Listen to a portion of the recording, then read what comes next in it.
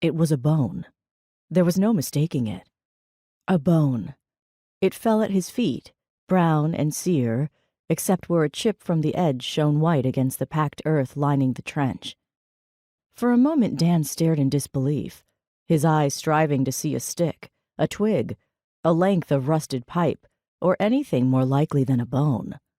He bent and gingerly picked it up, sensing its lightness, its age, oddly regretting the injury his pick had dealt. The man digging next to him turned, dropped his shovel, and exclaimed at the find. "Boss! Hey, Carl, come here! Better take a look!" A large man approached. "What's going on?"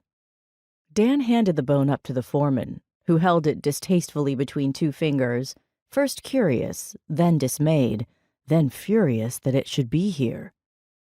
Last week it had been an arrowhead, which he had quickly hidden beneath his steel-toed boot, and no one had been any the wiser.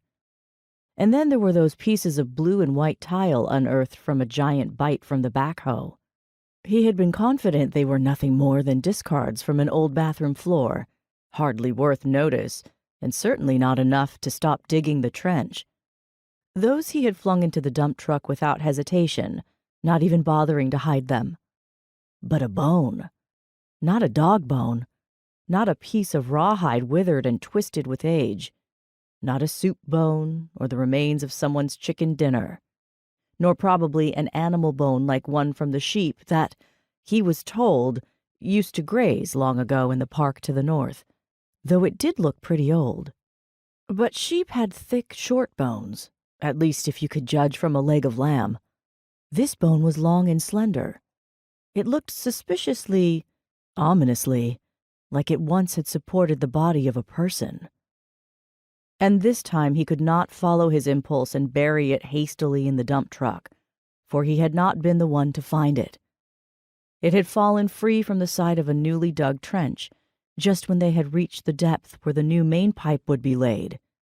To make matters worse, the digger named Dan, not even a regular who could be trusted to keep his mouth shut, but an extra hired on as a favor to the contractor, had handed it up with a reverent expression, like he had just unearthed buried treasure.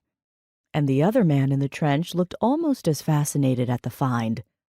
Their eyes followed the bone, their tools set aside, their hands idle.